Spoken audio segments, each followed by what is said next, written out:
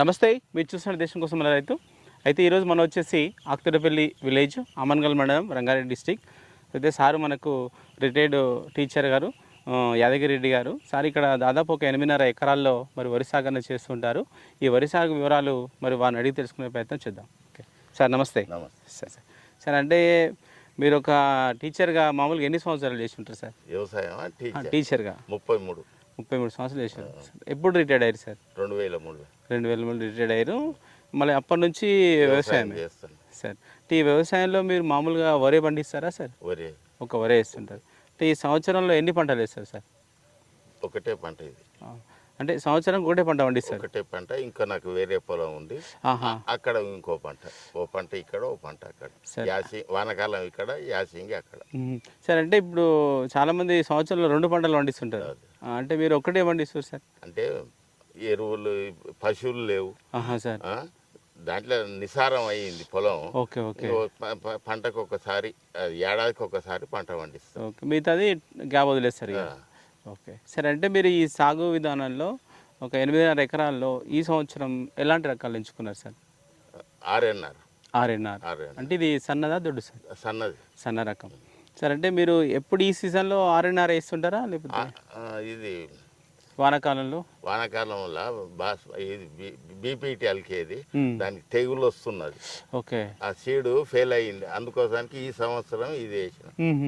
అంటే ఓకే, అంటే కామన్గా అయితే మీరు రకం వేసేది, అది తెగులు వస్తుంది, అందుకోసానికి అది విత్తనం ఫెయిల్ అయినందుకు ఇది అందుకు సార్. అంటే ఇది ఇప్పుడే వేసారా? ఇప్పుడే ఫస్ట్ టైం. ఓకే సరే. ఈ మొత్తానికి ఎంత విత్తనం పడుతుంది సార్? ఇది 8 బ్యాగులు. అంటే 25 కేజీలే?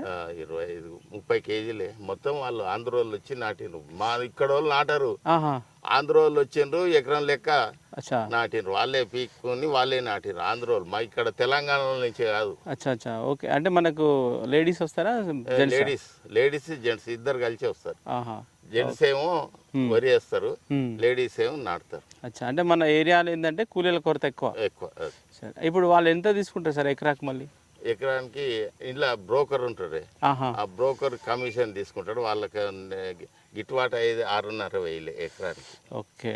మధ్యలో బ్రోకర్ ఉంటాడు. వాళ్ళకి షెల్టర్ ఇస్తాడు, ట్రాన్స్పోర్ట్ పెడతాడు ఆయన బ్రోకర్. సరే, ఇంత పొలాన్ని ఎన్ని రోజుల్లో కంప్లీట్ చేసేసారు వాళ్ళు? 2 డేస్లో కంప్లీట్ అయిపోయింది. ఓకే. అదే మన వాళ్ళు అయితే ఒకవేళ 10 రోజులు పడుతుంది. అక్కడ ఇక్కడ ఎక్కడెక్కడో 2-3 దగ్గరలో పడుతుంటారు వాళ్ళు గుత్తకు. Okay sir. అంటే ఇప్పుడు ఈ స్టార్టింగ్ నుంచి సార్, ఇప్పుడు మనకు ఈ మొక్కకు కావాల్సిన అంటే నాటుకున్న తర్వాత మీరు ఇచ్చేటువంటి ఎరువులు మామూలుగా ఏమేమి ఇస్తుంటారు సార్? 28 ఓకే. అదొకటేనా సార్? అదొకటి. తర్వాత 20 రోజులకు 25 రోజులకు యూరియా కలుపు మందు, ఏమన్నా కలుపు ఉంటే చచ్చిపోయేది, కలుపు మందు అందులోనే యూరియాని కలిపి చల్లేస్తాం. ఓకే, కలుపు మందు కూడా వాడతారు సార్. అంటే మామూలుగా కలుపు నివారణ ఎన్ని రోజులు పడుతుంది సార్ మందు వాడిన తర్వాత? మనకు 3-4 రోజులనే వెళ్ళిపోతుంది. ఓకే. మొలిచినవి కూడా అన్నీ ఎండిపోతుంది సార్. ఓకే. అంటే ఇక తర్వాత మనకు ఇంకా ఏమైనా ఆశించేటువంటి మనకు చీడపీడ కానీ అట్లాంటివి, వాటి నివారణకు ఏం చేస్తుంటారు సార్? అది మాకు ఇంకా రాలేదు సార్. అది ఉగాలు వస్తే దాన్ని కొడతాం కానీ రాలేదు, తెగులు అనేది రాలే. అచ్చా. అంటే పై మందులు ఏవి కొట్టలేదు ఇప్పుడు ఏది కొట్టలేదు, పై మందు కొట్టలేదు. ఓకే, పై మందు కొట్టకుండా ఓన్లీ అడుగు మందుల వరకు ఇచ్చారు సార్. ఇప్పుడు ఎన్ని రోజులు అవుతుంది సార్ పంట వేసి? ఇది సరిగ్గా 4 నెలలు అయింది సార్. ఇది 120 రోజులు అవుతుంది. 120 రోజులు అవుతుంది. ఇంకొక 10 రోజులల్లా, 10-12 రోజులల్లా 130 రోజులు ఏముంటుంది దీనికి. అంటే ఇంకో ఒక 10 డేస్లో అయిపోతుంది. ఇంకా అయిపోయింది దగ్గర సార్. అంటే మామూలుగా మీరు ఇంత పొలానికి పెట్టుబడి ఎంత పెట్టుంటారు సార్? ఇది మస్తుగా వస్తుంది సార్. ఇది అంత మంది ట్రాక్టర్లు మంది అంత అంటే అదే అండి సార్. ఇప్పుడు దగ్గర 150లో 8.5కు 20-25 వేలు వస్తుంది సార్. ఓకే. అంటే ఇప్పుడు సార్ ప్రస్తుతం చూస్తే ఏంటంటే మనకు చాలామంది రైతులు ఈ తుఫాన్ నుంచి బాగా ఎఫెక్ట్ అయింది. అంటే మీ పొలానికి ఏమైనా ఎఫెక్ట్ అయిందా? అయింది. అంత కింద పడ్డది, అంత గాలికి చేను తయారైందా, గాలికి నాని కింద అడ్డం పడ్డది. ఓకే. అంటే మనకు కర్ర అయింది కాబట్టి పడిపోతుంది, ఆటోమేటిక్గా బరువు అయ్యి పడిపోతుంది. ఓకే. సరే. అంటే ఈ విషయంలో అంటే మీరు ఏమంటారు సార్? అంటే మరి మామూలుగా రైతులకు ఇలాంటి ప్రాబ్లం వస్తున్నాయి కదా, ఆ విషయంలో మీరు ఏమైనా చెప్తారా సార్? ఎప్పటికైనా ఈ రైతు కష్టమేనే సార్. కష్టం ఎదుర్కొని ఇళ్ళకి దిగాలి అంతే. కష్టం ఉత్తగానే ఆడంగిడంతే వచ్చే పంట కాదు ఇది.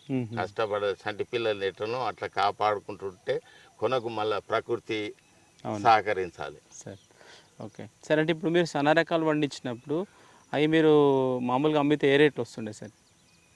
ఇక ఇప్పుడు ఎట్లయిందంటే సార్ ఒకటి చెప్పండి సార్. ఈ లేబర్గా వస్తలేదు ఇప్పుడు ఒకటి. అవును, మిషన్లు వచ్చినాయి. మిషన్లు ఏం చేస్తుండు, డబ్బున కోసే ఇప్పుడు ఇది ఒకటే నాట్లుగా వస్తాడు, అంత ఒక తాన వస్తాడు. అవి ఎండవు, పచ్చిగా ఉంటాయి. 2 రోజులు అయితే మసులుతాయి. ఏదో ధరకు ఇప్పుడు 2300 గవర్నమెంట్ ఉంటే 1800 1900కే ప్రైవేట్లో అమ్ముతారు. అది ఏడెండ పోయాలి ఎక్కడెండ పోయాలని అయితే ధరకు అమ్ముతుంది. అచ్చా, అంటే ఇప్పుడు ఈ ఆర్ఎన్ఆర్ ఉంది కదా సార్, ఇది ఎట్లా చేస్తారు సార్? మళ్ళీ అంటే మనం దీన్ని కోసిన తర్వాత మళ్ళీ ఎండ పోయాలా ఎట్లా? మేము ఏమెండ పోయాం సార్, ఆ రిస్క్ ఏం తీసుకోం. ఈ మధ్య దళాలు సావుకారులు ఉంటారు కదా, ఆ సావుకారులకు ఇది రైస్ మిల్లులకు అమ్మేస్తాం. ఓకే, డైరెక్ట్ అట్లా డైరెక్ట్ అమ్మేస్తాం. ఓకే, మామూలు ఎంత రేటు వేస్తుంటారు సార్? అది వాళ్ళ 1950 వేస్తారు. అంటే మీరు ఈ గవర్నమెంట్కి అయితే ఏం వెళ్ళారు? వెళ్ళాం సార్. ఇది ఎండ పోయాలంటే మన నుంచి కాదు, అంత ఓపికలు లేవు ఇప్పటి జనానికి. ఇప్పటి జనానికి ఓపికలు లేవు, ఇంత టైం తీసుకుంటారు. సరే ఓకే సార్. అంటే ఈ వరి పంట సాగు అనేది ఎలా ఉంటుంది సార్? అంటే మనకు అంటే చేసుకునేటువంటి రైతులకు ఎట్లుంటుంది ఇది? మంచిదే పంట, కానీ ఇది రాదు. ఏంది ఎక్కువ లాభం అనేది రాదు. ఓకే, కష్టం తక్కువనే ఉంటుంది. ఇప్పుడు పత్తి గిత్తి పెడితేనేమో కష్టం ఎక్కువ, కూలి వాళ్ళు దొరకదు. ఇదేమో మిషన్లు వచ్చినాయి, అలకటి పంటనే. కానీ ఈ ప్రకృతి సహకరించాలి. రేటు నిన్నే ఉండాలి సార్. ఇప్పుడు ఎట్లా ఈ ఫోన్కు వాడు కంపెనీకి వెళ్ళకముందే ఒక రేట్ ఫిక్స్ చేస్తాం. మరి నా దాన్ని కూడా అట్లే చేస్తేమా? అవును. ఓకే, ఈ షర్టు బట్ట వాడు కంపెనీకి వెళ్ళక ముందే ఈ రేట్ అంటాడు. మన నా పొలంలోకి వెళ్ళక ముందే నాకు రేటు చూపిస్తే నువ్వు కొనాలి, రేటు చూపించాలి. అవును.